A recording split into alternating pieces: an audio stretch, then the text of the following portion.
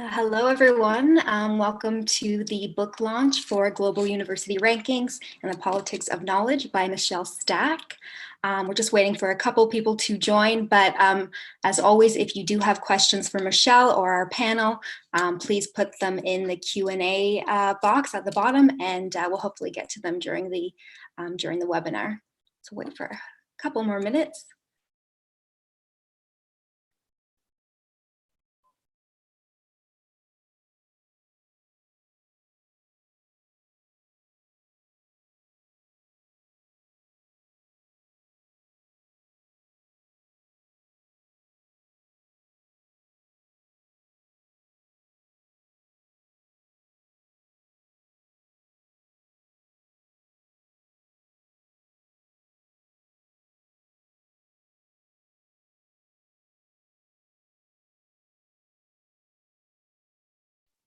Okay.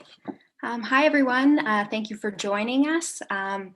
If you're just joining us right now, we are about to start the book launch for Global University Rankings and the Politics of Knowledge by Michelle Stack. And here's the book right here. And just a reminder, if you do have questions for our panel, please put them in the Q&A box at the bottom. My name is Brianna Muir, and I'm the Associate Marketing Manager at the University of Toronto Press. But before we begin, we would like to acknowledge this land on which the University of Toronto Press operates. For thousands of years, it has been the traditional land of the Huron, Wendat, the Seneca, and the Mississaugas of the Credit.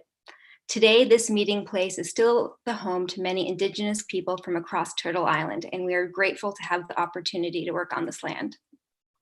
So now I would like to introduce Michelle Stack, the editor of Global University Rankings. Michelle Stack is an associate professor in the Department of Educational Studies at the University of British Columbia. Her research is focused on educational equity, interdisciplinary knowledge translation, and university rankings. Her most recent research looks at possibilities of cooperatives on campus. So I'll turn things over to Michelle to take it over.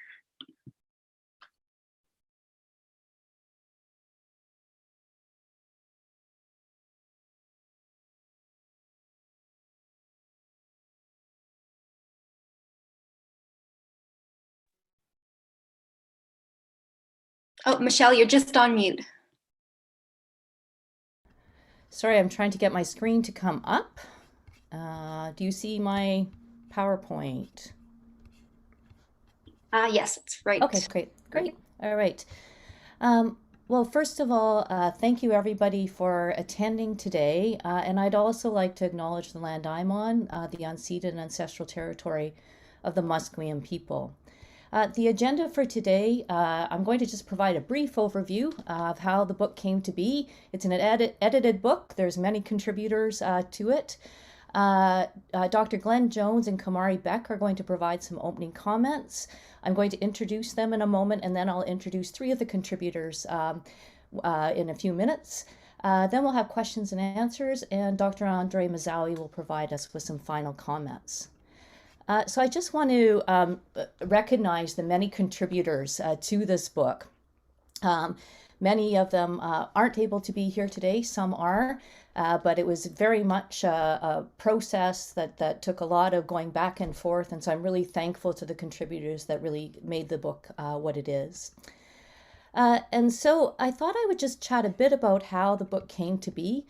It came from a group of researchers, including myself, that were provided funding by the Peter Wall Institute for Advanced Studies at UBC to hold an international roundtable on rankings and journal impact factors in 2017.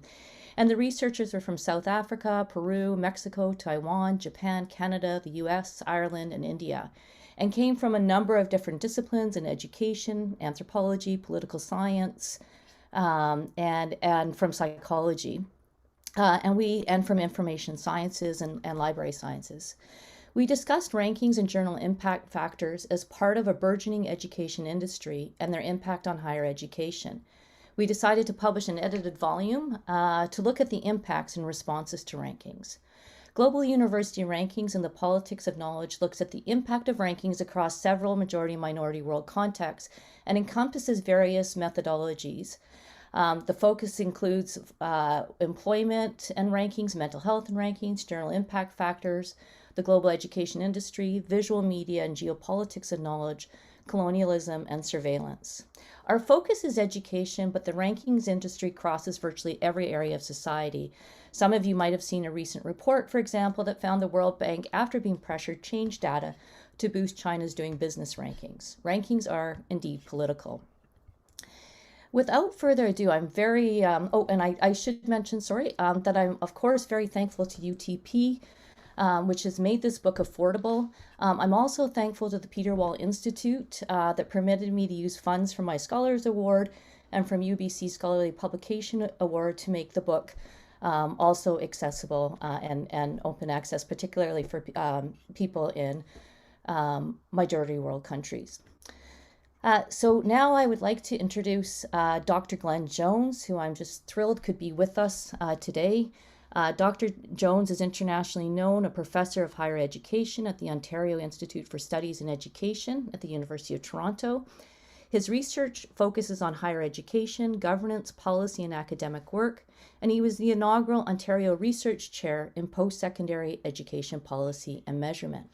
Dr. Jones is a former dean of OISE, and his recent co-edited book includes Professorial Pathways, Academic Careers in Global Perspective, International Education as Public Policy in Canada, and forthcoming Universities in the Knowledge Society, the Nexus of National Systems of Innovation and Higher Ed. He received an honorary doctorate from the University of Manitoba. Dr. Jones has also received awards for his research from the Canadian Society for the Study of Higher Education, the Association for the Study of Higher Ed, and the Canadian Bureau of International Education. I'm also very thrilled that Dr. Kamari Beck, another internationally known scholar, is joining us. Dr. Beck's research focuses on internationalization of higher ed. Her research interests span international education, internationalization of curriculum, social education, anti-racist and multicultural education, globalization, post-colonial theory, pedagogy and post-secondary institutions, and the ethics of care. Dr. Beck is interested in how the experiences of those who participate in international education and internationalization processes can inform ways in which we understand and practice internationalization. Dr. Beck is also the president of the SFU Faculty Association, so you can imagine how busy she's been over the last few weeks. So I'm going to start with Dr. Glenn Jones, who's going to give us just some of his thoughts on the book. Without further ado. Oh, you're on mute. Doesn't matter how often you do these things, right? You still essentially have to be reminded to go off of mute and to do all these bright, silly things after 200 Zoom meetings. So thank you very much, Michelle. And let me say what a great pleasure it is to celebrate this important new book and to be invited to participate in this conversation today. I really do think the book makes an enormous contribution. And let me talk just a little bit about why I think so and how I think it deepens the conversation. I think there have really been three waves of scholarship that have emerged since the release of international rankings at the beginning of the century. The first wave, I think, involved two components. One was a very basic critique of rankings methodologies. There was a whole series of studies and work that were done essentially critiquing the ways in which first the Shanghai rankings and then others were attempting to measure the universities and the importance or lack of methodological depth associated with those studies. So it was originally a kind of methodological inquiry. But at the same time the Shanghai rankings were released, there was also a very fast move towards a whole body of scholarship associated with world-class universities. In fact, the same people who created the Shanghai rankings also went on to host annual meetings or regular meetings on the scholarship of world-class universities, where the question was, now that we've ranked institutions, how do we understand why some of them are at the top? How do we investigate the notion of world-class within the context of university excellence? The second wave, I think, offered a much more critical stance. And this is a body of literature that I associate anyways with folks like Ellen Hazelton and others who really began to analyze the implications of rankings for higher education systems, primarily and especially, I guess, on issues of policy and accountability. So focusing quite naturally on the governments that were modifying policy in explicit or implicit response to the rankings, they were asking questions about to what extent are shifts in policy designed to create world-class universities having negative implications on the institutions themselves. How do we understand the implications of policies that are designed to address issues of rankings? How do we see shifts in accountability?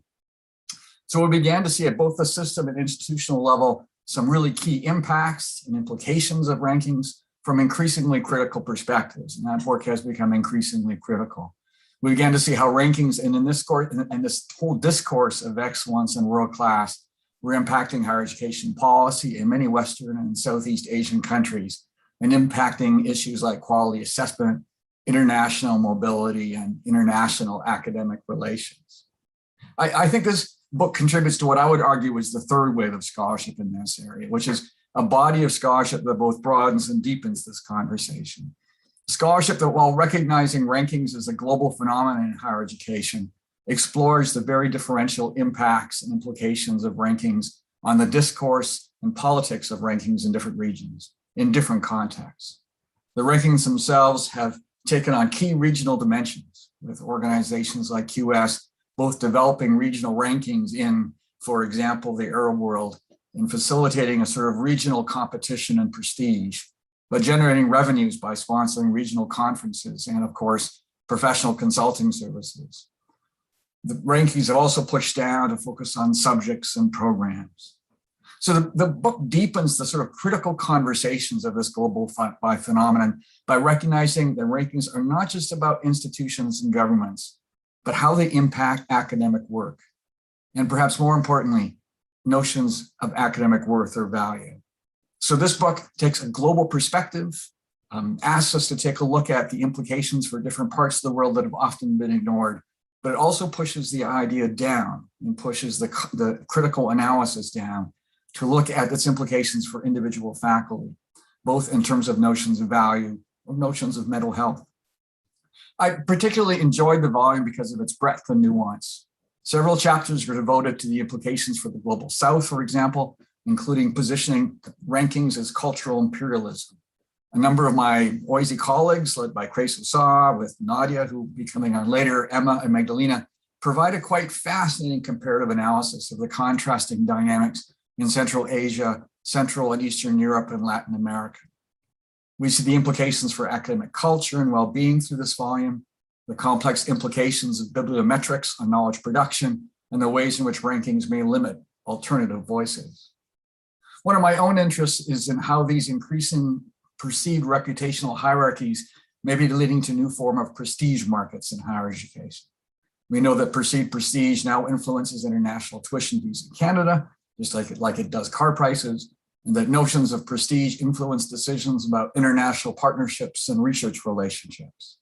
To what extent are the decisions about who we collaborate with as researchers, decisions about who we decide to intellectually engage with, to what extent are those decisions influenced by perceptions of prestige based on their bibliometric performance or the rankings of their program, their faculty, or their institution? To what extent are we even aware of this sort of positional privilege taking place within our world? There's a wonderful quotation by Yves Gingras in this book where he says, "It is astonishing that so many university presidents and managers lose all critical sense and seem to take rankings at face value. Only a psychosociological analysis of managers and administrators would explain the appeal of a grading system that has no scientific basis." I was reminded recently of this quotation in reflecting on an email exchange with a number of top researchers in our field, an exchange that began with a diatribe about the uselessness of bibliometric indicators and then transitioned quickly into a discussion of comparing H indices and pondering why a particular book was not receiving the attention that it deserves in terms of citations. There is something stimulatingly addictive about counting things, even when we know the limitations of data, and in some cases, the meaninglessness of the numbers that we're counting. This book does not help me sleep at night.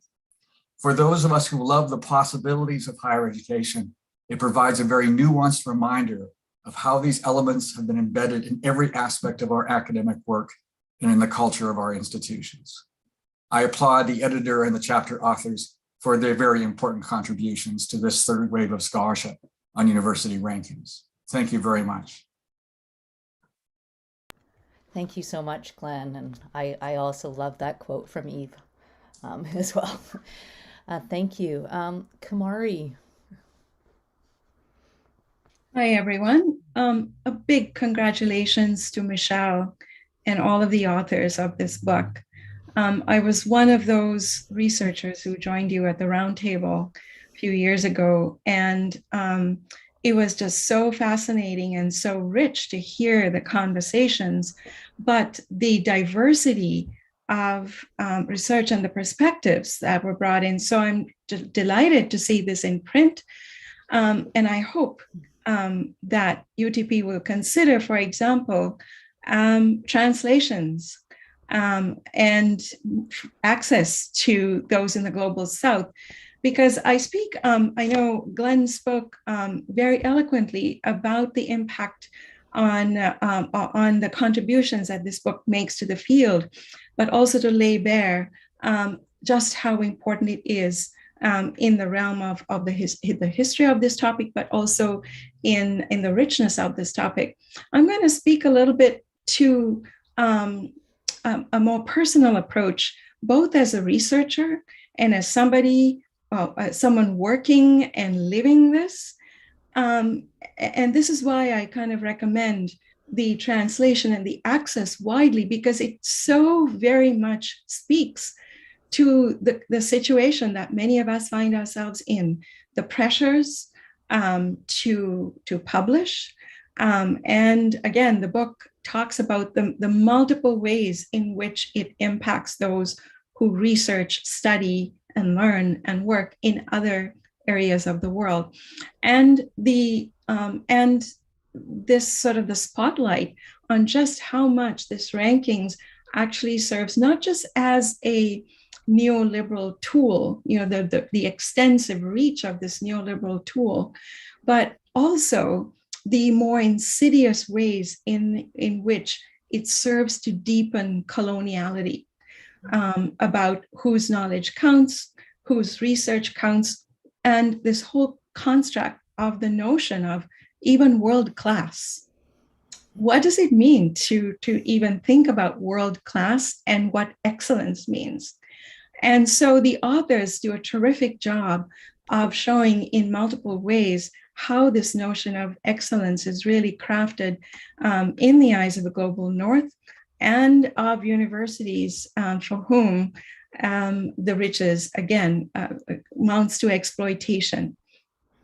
As Michelle observes in her introductory chapter, rankings are nothing new. And I love this line: saints, generals, and royalty, along with cars, toothbrushes, and ice cream, are ranked. And so we're kind of socialized into thinking that this system of ranking universities is innocuous, just like our preference for which ice cream we would like to have. And as much as it sort of reflects also the consumer orientation that rankings drives us to believe about the ways in which the ranking systems present their information. And I think also the book really lays bare the, as I said, the insidiousness with which it's like, what could possibly be so bad about university rankings when you have all of, the methodologies are seen to be, sort of supported by, again, by various, the scholarship on that, again, which is, does not sort of show how much it leaves out. And so when this becomes a prime measure about how we make choices about universities and options for post-secondary, and how research and journals that publish research are deemed worthy or not, it really brings a sharp focus on the deepening, as I said, the colonial divides. So if you've read Michelle's earlier book, Global University Rankings and the Mediatization, you might ask, what more can anyone say about the topic? But apparently there is, as the 16 authors and Michelle show, how this ranking machine not just influences, but has a dominant role in shaping what has become a hegemony of knowledge production globally. The couple of cross-cutting themes that resonated with me and that I uphold to be major contributions of this book is, again, bringing to a really fine focus the power networks within knowledge production. I appreciate very much the analyses of coloniality and neoliberal marketization, Michelle and Andre Mazawi's employment of Mignolo's notion of the geopolitics of knowledge, and how rankings serve to reify the stratification of knowledge both nationally and internationally. Authors Lloyd and Ordorica make a compelling case for how rankings become cultural imperialism.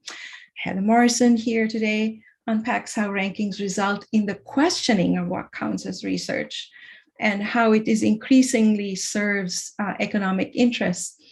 Shah Jahan, Estera, and Velanki show how the rankings websites themselves highlight the value and importance and desirability of universities in the global north.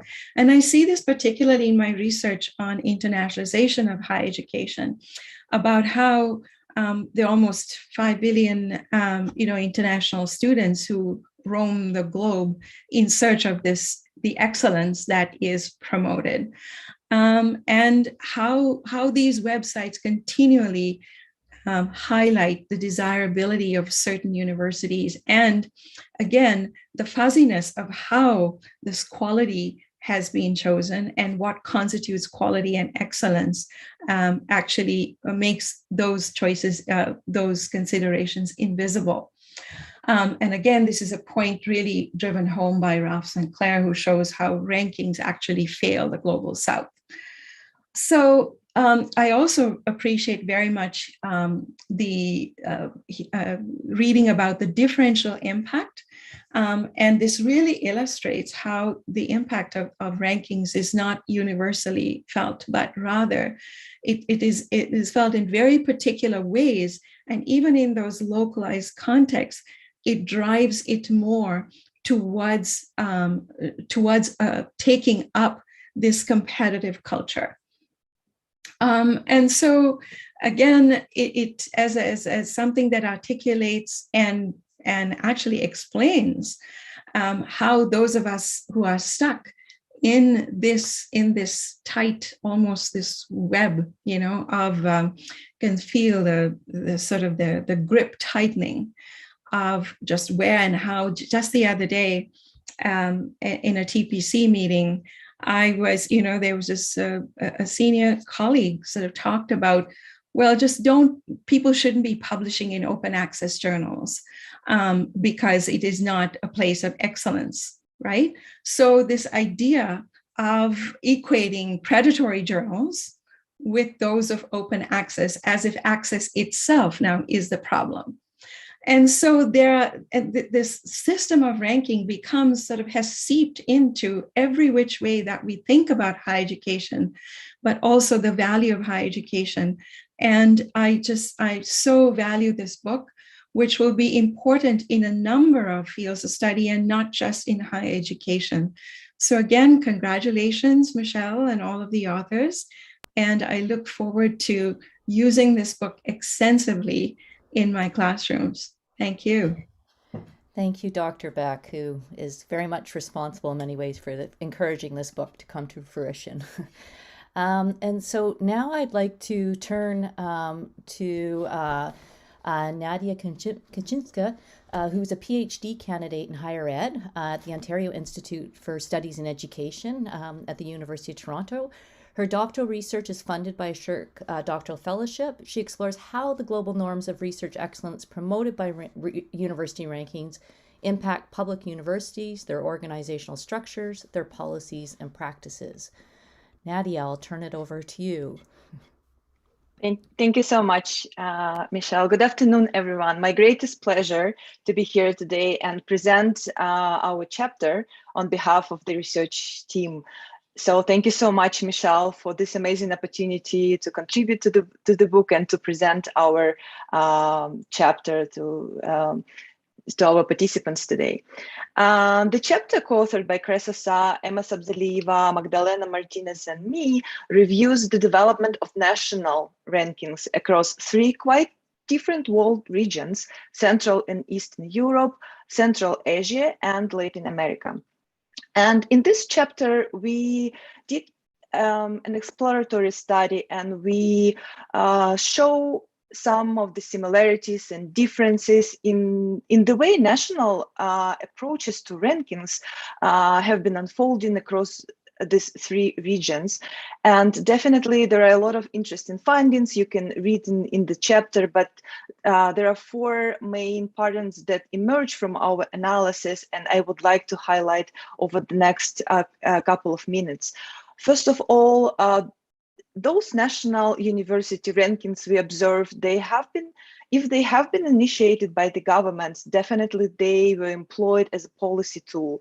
So we saw examples when the rankings were used as a tool for government control, system reforms, quality assurance, and enhancement of some policies, and definitely as a tool to move some universities to participate in this global competition.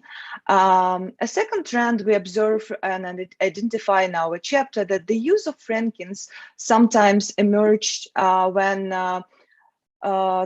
national higher education system have been expanding very quickly. So we observe in this system very rapid privatization, marketization, and definitely in these cases, we see that the national university rankings came up, and as explained by them, to fill the gap and to provide knowledge and information to students or the public about different types of higher education institutions, their value, and to make this cross-institutional comparison. The third observation we have that came up from this analysis across 3 regions, that definitely the size of the system plays a very important role. So definitely when we see small national higher education systems, like for example, in the Czech Republic, in Tajikistan or Turkmenistan, so definitely we see there is no national university rankings. And the reason behind this could be different, and probably more research could be done in this field. But then anyway, the size of the system was a factor in the existence or emergence of national university rankings. The fourth observation we have that this from this cross-national comparison is that the extent or the connection to these global ideas and global norms definitely plays a role as well. So as soon as we see regions or countries join the Bologna process and Europeanization, so we see that after this period, a lot of national university rankings came up. And again, there could be different reasons. As I said, it could be policy tool, it could be just borrowing some ideas from the Western world, but still the connection to the global ideas was a huge factor in the emergence of national university rankings. And definitely we had a lot of internal discussions, and reading some literature, we definitely can supports a very known idea from Helen Hasenhorn about that the rankings are there to stay. So we kind of like came up with the same conclusion that these rankings emerged across 3 regions, national rankings will stay, and probably the system where we haven't identified any rankings, probably they will develop some ranking in the future as well. So thank you so much for joining us today, and I hope you will enjoy reading the book and the chapter. Thank you, Nadia, and thank you to you and your contributors for an excellent chapter. The next person I'm going to introduce is Heather Morrison. And Heather is an associate professor at the Bilingual School of Information Studies at the University of Ottawa, and she's the principal investigator of SustainingKnowledgeCommons.org, a site I'd highly recommend everybody visit. A Shirk Insight project investigating the transition of economic support for scholarly communication to support open access. Welcome, Heather. Okay, thank you very much, Michelle, for the wonderful introduction and for the opportunity to participate in the Rankings Roundtable. I have to add that I'm also a long-term open access activist. And so when I hear that people are still saying, oh, open access journals are predatory journals, I put in the chat. In the Directory of Open Access Journals, you'll find over 16,000 journals. This is a vetted list. Make sure peer review has happened, and they're published in 80 languages and 128 countries. So just going there and searching for your stuff, you're getting more, in addition to open access, you're getting more diverse results than you would going through most of the regular things that you would get through your library. So you have to do that anytime I hear this. My chapter and my area is scholarly communication. So it's on the metrics per se, the research assessment metrics that feed into those global university rankings. And I'm taking a critical approach to this, and I'm also pointing to some of the statements and alternatives about this. Briefly, the journal impact factor, it measures the average citations to articles in a particular journal. It was developed as a way to cope with the ever increasing number of journals and articles out there, but it's now commonly misused to evaluate research and researchers, and also feeds into the global university ranking. So yeah, you'll still hear, yeah, we need to change, but who's where on the H index and who's publishing on the high impact factor journals still? The current trend is towards new and alt metrics. There's a lot of different kinds of such metrics. Some measure academic citations at the individual article rather than journal level, while others count usage metrics such as downloads and social media sharing. So what is problematic about this? Using academic work seems like a good idea, right? One major critique of the journal impact factor and Scopus, which is an Elsevier product that is a source of the new article level citations, is selection bias, similar to what everyone else is talking about here today. Journals are much more likely to be included if they're published in English and in the US, UK, or Europe. This is explained in the 2015 Leiden Manifesto, which was written by experts in science metrics and has been translated into 23 languages to tell us don't use these for assessment, which people still do. They cite Spanish law stating that it is desirable for Spanish scholars to publish in high impact factor journals. The problem is these journals are almost all published in English and in the US. These journals are not interested in articles that are written in Spanish, and they're more interested in local US issues than Spanish ones. So if you're in Spain, you probably want to study what's going on in the United States, not what's going on in Spain in order to advance your career. It's unfortunate that our colleague Prudence Chow cannot be with us today. She's going to listen later on. So hi, Prudence. Her chapter explains how the need to publish in high impact factor journals pressures Taiwanese scholars to publish in English rather than Taiwanese or Mandarin, and it erodes the role of the public intellectual and makes it harder to teach if you don't have work that's in the language of your student. That happens at the University of Ottawa too. It's not as easy when we're teaching in French to find works that are written in French. Language is one issue, local relevance is another. Here in Canada, we're fortunate to have SSHRC support for local scholarly society conferences and journals, because Canadian culture, history, politics, geography, law, and so forth are much less interesting to international journals than similar matters in the US or EU. For example, Franco-Ontarian culture and history matter, and works on this topic should be written in French so that they can be understood by the community for which they're written. If Ontario researchers and universities are evaluated by metrics that favor English and international journals, this is a disincentive to study Franco-Ontarian culture, along with all the other research that is primarily local rather than universal in nature. Newer alt metrics can address some of the technical limitations of the journal impact factor, and they can be useful and interesting, but I'm seeing some obvious potential major problems with using these in evaluating research. For example, let's think about some of the research that people are sharing a lot on social media about COVID today. If high quality vetted scientific research is being tweeted a lot, that's great. It can only improve the public discourse in this area, right? But on the other hand, the fact that something is tweeted a whole lot does not mean that it is high quality research. Another problem that I see when using this is it seems obvious to me that it's going to amplify existing social biases. Men are likely to be tweeted more than women.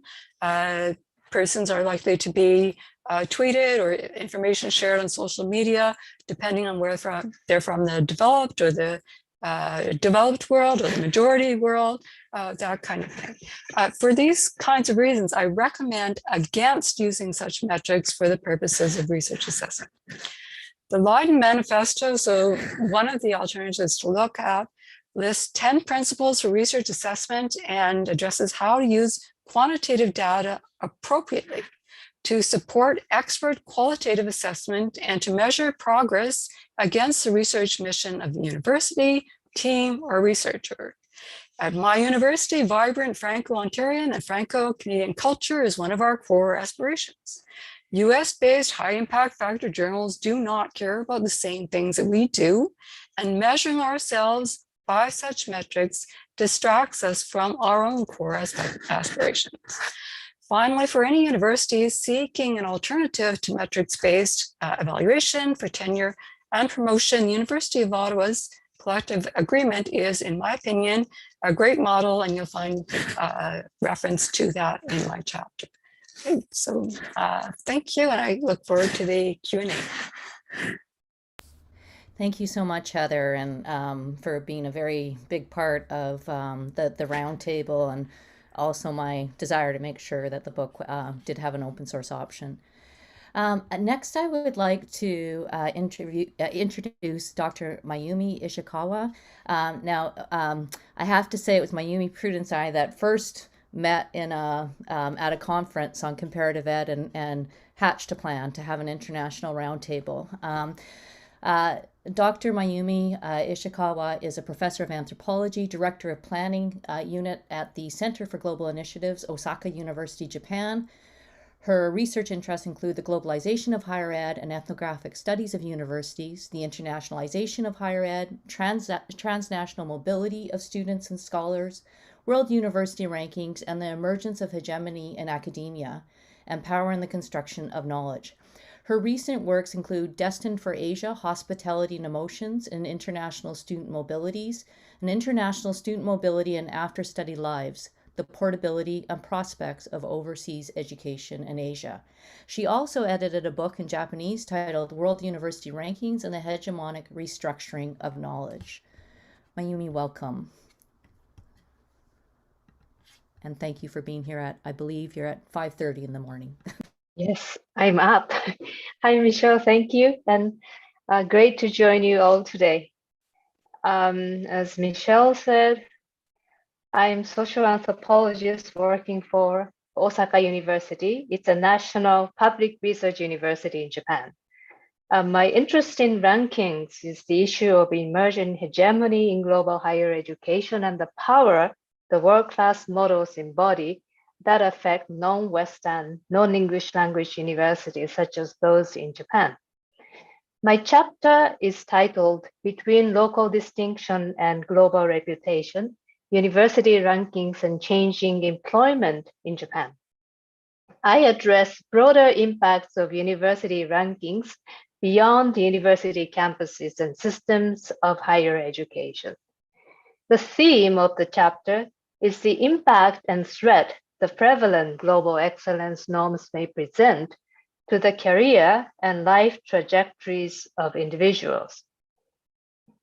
First, I look into the discrepancy between the rankings norms of excellence and Japan's post-war norms of Japanese hierarchy and a system of meritocracy.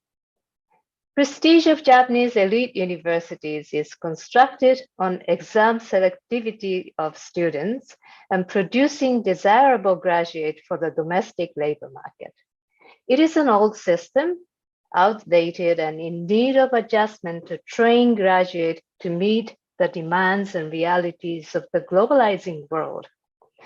However, prestigious local universities still offer advantages to graduate at critical moments of recruitment and promotion at leading corporations. These advantages give security and benefit, which now matter more than ever. Japan's domestic university hierarchy has therefore withstood the globalizing pressure and remained valid locally. Having said so, there is a sign of change. Second, I examine signs of change in labor market as domestic market is incorporated into global labor markets. Since 2010, two parallel employee recruitment tracks have emerged, one conventional and domestic, the other for recruiting international talent. Japanese leading companies are offshoring jobs and recruiting more employees from overseas labor markets, cutting shares of domestic recruits. The upper echelon of the domestic labor market is thus fast globalizing, while local employment track is destined to shrink in the long run.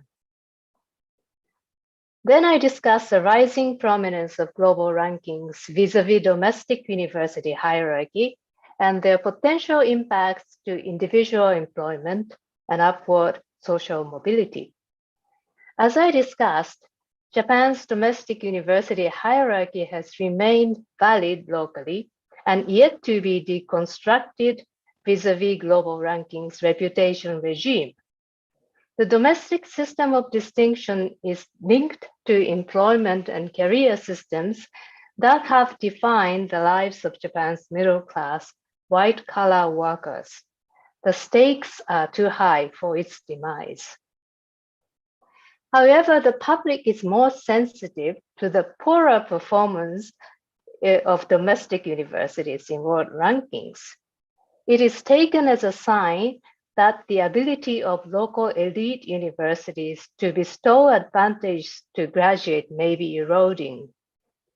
This means the home-based credentials may no longer offer the kind of lifetime rewards and security taken for granted by the previous generations of Japanese corporate elites.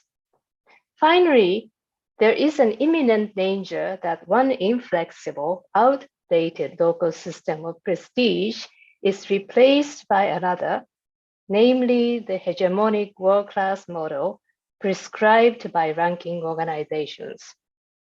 If this happens, the domestic qualifications may be subordinated to global excellence norms represented by global rankings. This will have a significant impact on the employment, career building of individuals. Japan's case perhaps has relevance to other national contexts. Thank you. Thank you so much. And thank you. I want to point out that your work was some of the earliest work looking at rankings and colonialism and hegemony. So I just want to thank you for that work that I really think got us the ranking research going in a new direction. So I think I proceeded from Glenn's research strand 1, 2, and now 3. Yeah, okay. Well, thank you. Okay, well, thank you to all the panelists. Now I think we'll open it up to questions. We don't have a lot of time, but I want to make sure we have some time. There was one question from Dr. Caroline Hussein, and I just asking what, if any, is there an alternative to university rankings? And before I open up, I'd like to say actually Dr. Hussein's work points to an alternative, and that is looking at work on cooperatives. Her work really points a way to think about cooperatives on campuses and ways of moving beyond seeing competition as the only way. And her work really opened my eyes to thinking, okay, it's not like the planet's in really great shape right now, so maybe we really do need to look at some models, and cooperatives have been highly successful. And so I'd just like to mention her work and the importance of that work to looking at alternatives. But does anybody else want to answer that question in terms of what are alternatives to rankings? For the journal rankings, I encourage everybody to go to the Leiden Manifesto. I'll look it up and put it in the chat. That's great. Thank you. Any other questions? Oh, I think there's another one here.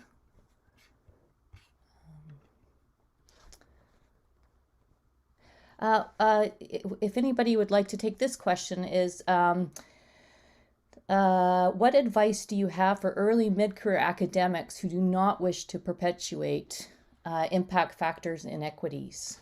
Great question. Anybody want to take a go at that? Heather, you might be the logical person to take the first go at it. And Glenn, yeah, it might be helpful to, there's lots of information out there, and probably your library can help you because they've really worked hard to inform themselves and to try to transform the system. So you'll find scholarly communications experts in just about every academic library nowadays. So they'll have the information so that you can go into meetings. So for example, I was at a meeting the other day, and the new scholars were wondering, well, not quite new, we're wondering, like, in order to be promoted, how many journal articles that do I need to publish in? And so if you understand these issues and that we shouldn't be looking at the metrics, then you have a way to answer some of these questions. anyone else?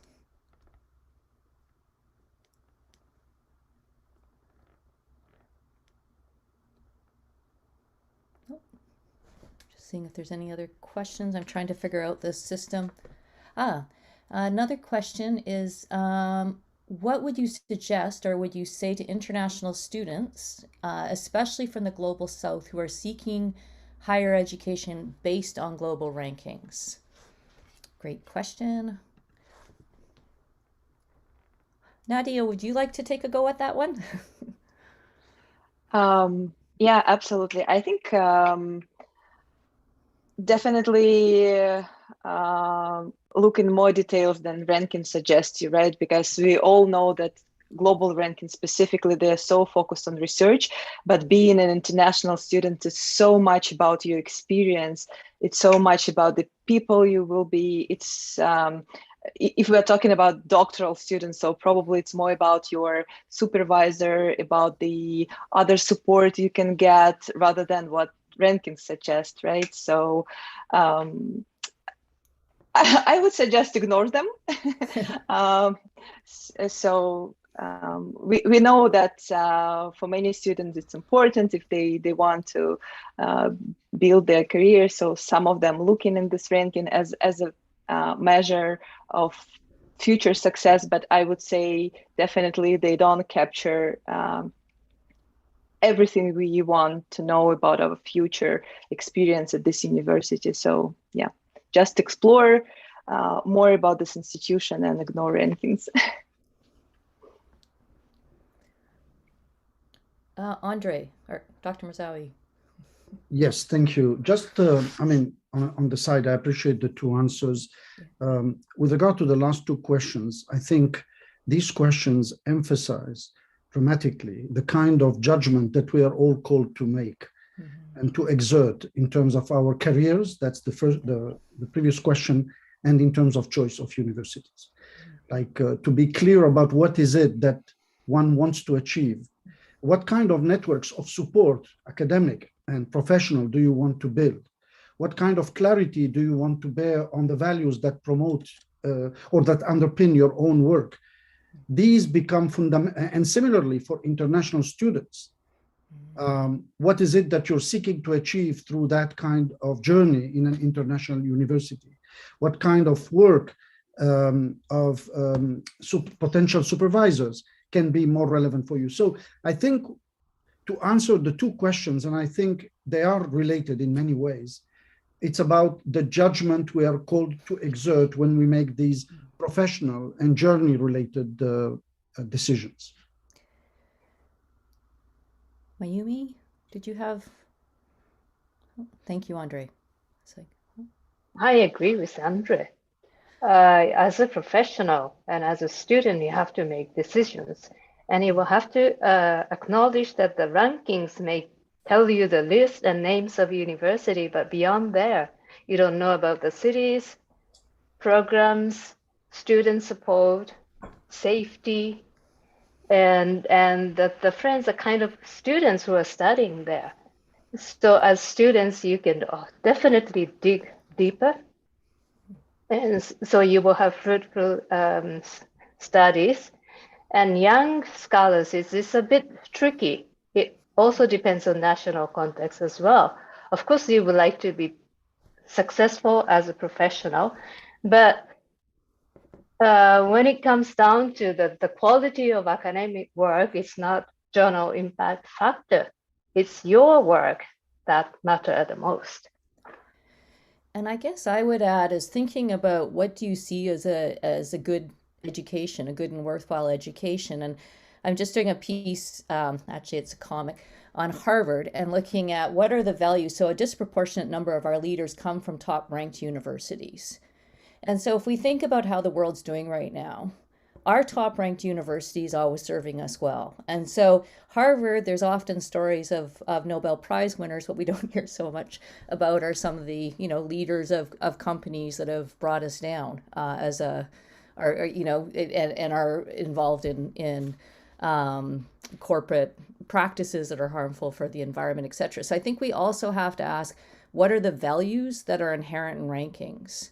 And what is not part of rankings is looking at public good or common good or the environment or human rights or equity. And so it's also looking at what do you believe is a good education, and do the rankings actually look at the things that you see as a good education.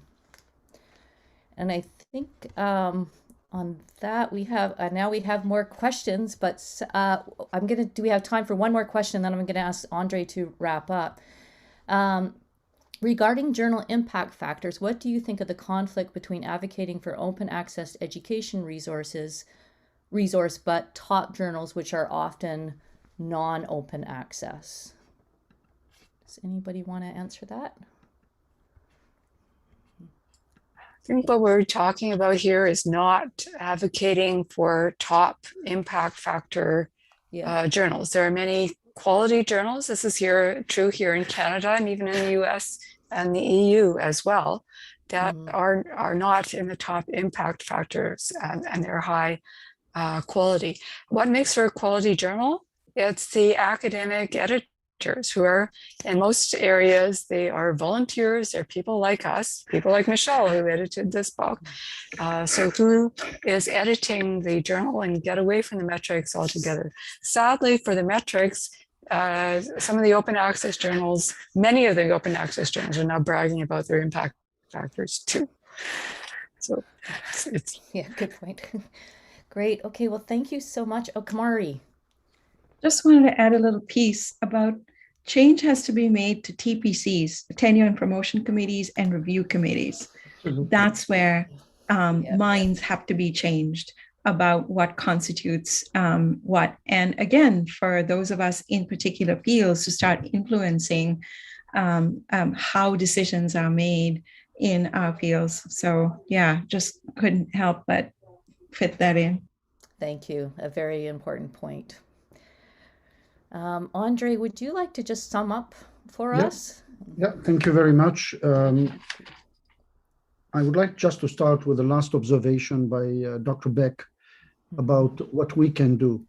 Rather than looking at rankings and impact factors as being carved in stone or descended from some metaphysical sphere, we better understand as academics, as university-based people, that in a way, they are made in the image of our own values and decisions. And so we must understand that in terms of what this implies for the promotion and tenure and the evaluation of colleagues.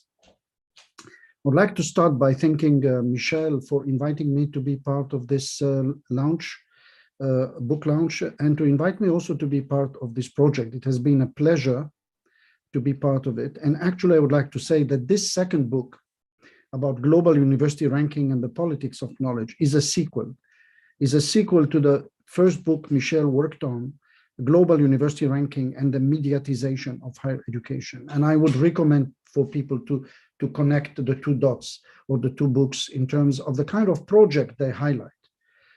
That's an important contextual element. But I would like to actually take some of the most important points that have been raised by the different contributors to this launch. I would like to say that rankings are a multifaceted phenomenon, and they do more than just rank and measure. They do more than just rank and measure. As we've seen, they are deeply implicated in the shaping and the forging of geopolitical processes in which universities and higher education institutions more generally are implicated.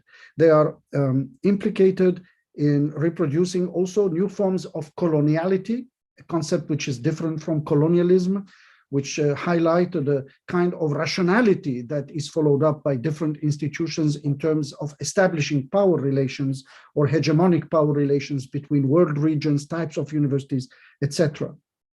But as Dr. Beck has signaled, but also as Dr. Jones signaled in his opening comments, they trickle into the institutions. They are not just at the level of institutions. They don't just impact the senior leadership group of a university. Rather, their impact trickles inside the universities at all levels, starting from the way we evaluate our colleagues, starting from the way academic work is defined, starting from the place of the well-being of faculty. And the recruitment of international students. And here I would like to signal the latest article report that has appeared in the Walrus on the shadowy aspect of internationalization, which I recommend for people to look at, because it links in many ways to this discussion. And at the end of the day, as Dr. Beck has suggested, it also shapes the kinds of values that we bring to bear on the meanings of higher education. So in that sense, ranking do more than just measure. But as Nadia Kaczynska and her colleague have reminded us, there might be different reasons for different countries and different regions to enact rankings. It might be related to domestic policies and the wish to promote particular kinds of reforms which mute down political resistance, which mute down aspects of rising demands for perhaps more democracy and different kinds of rights. And as Dr. Morrison has pointed out, the impact of ranking is also very much visible on how we understand the diversities or the epistemologies that are given space under the roof of a university or higher education institution, and what counts as valid one.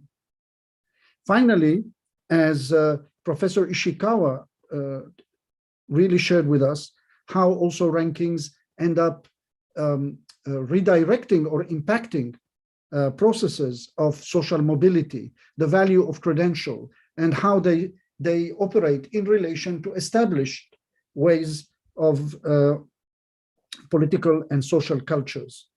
In brief, what I wanted to say, what we are seeing through the ranking and from the different participant contribution and the book as well, is that ranking, the fact that they measure, end up actually, I would argue, marginal in relation to all these things. That there are league tables of sorts, and that rankings measure and rank is perhaps the most manifest aspect of the entire process. What is less discussed, and in that sense, I agree with Dr. Jones in his opening remarks, that rankings have more subtle ways in which they shape not just the ranking and the reputational hierarchies of higher education, but also the meanings of knowledge and the impact of knowledge for the betterment of human life. And I think that final point, I would like to emphasize it, particularly now that we are living under a pandemic which has overhauled all our arrangements, has suspended in many ways conventional ways of teaching and doing higher education. If you want, it becomes more pressing than before to understand that perhaps part of the answers we could give to these tricky questions, existential questions, global question, humanity and earth level questions, is to open up our hearts and minds to modes of knowledge that allow us to approach these issues from perspectives that have been sometimes brutally oppressed and brutally marginalized, and perhaps which carry with themselves the hope for a better future. Thank you. Thank you, Andre. And I'm very embarrassed. I forgot to introduce Andre. So I It's intro. We It's in the spent book. many hours working on another book we edited, Bodies of Knowledge, and at the Vancouver Public Library before COVID. So thank you, Andre. Thank you, everyone. Great. Thank you, Andre. Thank you, Michelle, and thank you to the chapter authors for joining us on today's webinar. The discussion was incredibly interesting. We touched on issues of sort of colonial implications of university rankings, issues of translation, and issues of access. So it was very interesting. And if you're interested to learn more about the book, we'll put the information to purchase in the chat box. But so here it is by Michelle and contributors who are joining us. So thank you very much, everyone. And have a wonderful afternoon and evening, depending on where you are. But thank you very much. Thank you. Thank you, everyone. Bye and take care. Thank you. Bye. Bye. Bye-bye.